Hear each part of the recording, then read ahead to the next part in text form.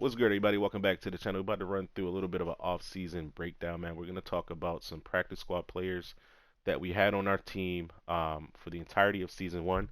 Um, some of them were there the entire time, like the whole entire time. Others were picked up sometimes midway. But in any case, we took full advantage of our practice squad in season one, right? We knew that we were going to have a ton of contracts expiring and a lot of limited money because of this contract right here. Lamar Action Jackson signing that big uh, offseason contract. And it's gonna put our team in a bind, right? But that's the price you pay for having the literal best quarterback in the history of Madden. Like the speed, the throwing, and everything like that, right? So there's a couple positions that we prioritized based around our roster. So we knew we were going to have a ton of interior defensive linemen that were going to be on expiring deals, right? We ended up having to cut Tylen Wallace. And we'll go through in order here, but we ended up having to cut Tylen Wallace to make space for someone else um, on the team mid-season just because of injuries. At one point, we had 5, 6 players out on injury, right? So we ended up getting Tylen Wallace back. Now, Tylen Wallace cost me 2.4, $2.5 million for last season, right? That's a lot of money for a receiver who is barely ever going to see the field. But because we were able to get him on our practice squad, and at the end of the season, once the new league year starts, um, these practice squad players are then signed to cheap 2-year contracts. Right, so like I said, Tylen Wallace cost me 2.5 million last year. He had 0 catches. If we take a look at general, he had 77 downs played, likely on special teams. Right, so with that said, cost me 2.4, 2.5 million last year. If we take a look at his contract now, you can see he's making 1.16 or 1.12 a year for the first year, then 1.18. That's a total of 2.3 million dollars. So essentially, because he's on a practice squad contract now, we now have him for 2 years at the cost of what it cost me for last season, right? So that is cheap labor, in my opinion. And like he gets to keep a job, and we get to keep a little bit of depth on our team. It's the same thing here with Puka Nakua. Very similar situation. Prior to the actual NFL starting, this guy was a very overlooked player. He was released, just sitting there in free agency. We went on ahead and picked him up, and we got him on the practice squad. And same thing as Tylen Wallace, just a little bit cheaper, right? Let's see here. We knew we were going to have Kevin Zeitler retiring at right guard, so we kept a right guard on our practice squad. This practice squad player is not the greatest. He's probably not going to see the field. He's probably, likely, going to end up back on the practice squad, right? If we can find somebody to upgrade at this position. But as you can see right here, he's only costing me $660,000 um, for the season, right? And we go in here, take a look at his future contract. Next year, he's going to make an extra 40K. So, it's that's the kind of cheap labor you're looking for, especially when you have a ton of high contracts like a top paid quarterback, top paid inside linebacker, top paid left tackle. You know, um, right here we got Morgan Moses. We were hoping that maybe he retired, but in the event that he didn't, it's cool because he picked up the mentor trait. And now he's going to be able to mentor the young guy here, Daniel Falele, right? Who is eventually going to be the starter. Um, you know, so left end right here. We stashed these two guys on the practice squad. Nobody wanted them. They're very easily overlooked players. But in my opinion, this is a prime candidate for a 5 technique, right? You know, somewhat tall at 6'4", 94 pounds. Pretty decent player. He's got decent traits, bull rush and swim move. You know, um, and the thing about it is, if I wanted to sign him out of free agency as a regular free agent mid-season, it would cost me 3, 4, 5 million dollars because he's a DN, right? But we add him to the practice squad, and he's only a what 70 overall.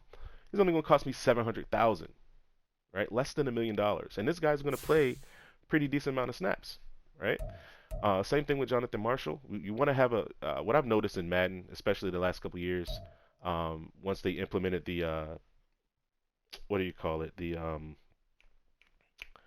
pass rush points and O line resistance.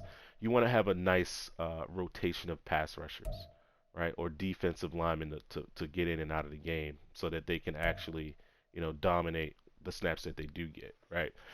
So we plan on using Jonathan Marshall. We plan on using Taquan Graham. But again, we got this big fat contract with Rashawn Gary. I believe it's well over 100 million, right? Um, I believe it's like 24, 25 million a year for 5 years or something like that. So yeah, we have to get cheap labor, and this is how you do it. You sign those guys to the practice squad, let them sit there for a year, and then once the new league year starts, you got cheap labor and players that actually can play. You know. Same thing over here with the defensive tackles. I had Justin Matabike and Michael Pierce. Those guys are gone, right? I'm not going to pay those guys $10 million a year to come back. Why would I do that when I have a plethora of guys I can sub in and out and and get these guys some snaps, some valuable snaps. I want to make sure Travis Jones gets to develop. As a 300 almost 340 pound defensive lineman. You want to get him on the field, right? And then you got another one down here that's also 334 pounds. Not the greatest player at 65 overall, but with that size, that weight, he probably can move the pocket a little bit. Same thing with this guy here, Togi Ai. He's pretty decent speed, pretty good strength. He's got no power or no rush moves, but he's got decent block shed. Same block shed rating as Fletcher Cox, who's a starter. So um, we kind of set this thing up, man, like pretty well in terms of having depth, and these guys are only costing me $610,000, bro. Instead of me having to pay Justin Matabike 10 million or Michael Pierce 10, 12, 15 million, I think he was asking for. He was like 83 overall. Instead of me having to pay those guys, I can have these guys come in and fill that role, um, plug some gaps for 600K, right? I'll much rather do that, right? So we do need a little bit more depth at linebacker here. We did lose um, Jadeveon Clowney. We lost Tyus Bowser, um, Malik Harrison, and all those guys. But we were able to keep Brandon Smith here, who's a freakishly athletic linebacker, who's going to fill that Sam role in my 3-4 under defense. Right, we still got Ojabo here, Tavius Robinson. So we got a little bit of depth at edge rusher with Owe, Ojabo, Robinson, and Rashawn Gary. But our interior guys, we have so many. We got 1, 2, 3, 4, 5, 6, 7 guys to rotate in and out of our interior pass rush. It's pretty damn good, man. As far as cornerbacks go, we did have 2 guys on our practice squad because we knew there were a bunch of expiring contracts here. We no longer have Marlon Humphrey, so we have to make do with what we have, right? So Caillou Blue Kelly, a 88 speed corner, nobody picked him up off my practice squad the entire season, right? So he ended up now only costing me $800,000 a year, 790K. Same thing with Vincent Gray, another tall, decent athlete, boundary corner. So we got 4 of these guys, 4 boundary corners, um, and 2 of them are making less than 100K. I mean, 2 are making less than $1 million a year. Our highest paid corner is Rock Yassin at 4 million a year. And that's because we got Brandon Stevens on the last year of his rookie deal, which is fine. Kelly and Gray. You know, between these two, that's what 1.2 million, 1.3 at the most. that's that's good depth, man. That's good depth. And we get over here to safety. We got Christopher Smith, another low overall guy that was overlooked at free agency. Um, come from that Georgia background, that Georgia defense, man. But he's only going to cost me 600,000, right? Even though we have our safeties pretty much set and locked at Marcus Williams and then Geno Stone, and then over here at strong safety we got Kyle Hamilton and Terrell Burgess running our nickel spot.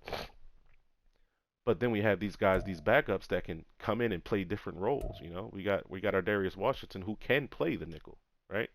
We got DeMarco Helms who can play sub linebacker for me. He can play special teams, get some big hits on some folks. He's a bigger safety, 213 pounds. Similar thing over here. We got another safety that's a developmental guy here, but he's only making $600,000. Helms is only making 400K. Darius Washington 400,000. So that is the power of the practice squad, man. You have to use it to your advantage. Get the guys that nobody's looking for. Get the guys that are going to be depth pieces for you, and guys that are going to, get some quality snaps on special teams that are going to eventually possibly build up into a starter. Someone like Geno Stone. He wasn't the best player. He's still not the greatest player, but he's pretty decent, right? Decent awareness and play rec for a guy that's a backup. Not going to see the field every down, but he's got a role that he fills, and he's a special teamer, man. 87 hit power, big hitter trait. So there you go with that. That's pretty much it, man. I think we're going to end it there. That's how we built out this roster so far. We have a little bit of money to spend in free agency, but we do only have what is it, 5 draft picks in this upcoming draft. So we'll see where we land here with the draft, what we can get our hands on and stuff like that. But really happy with my practice squad haul, man. Really happy with the practice squad haul.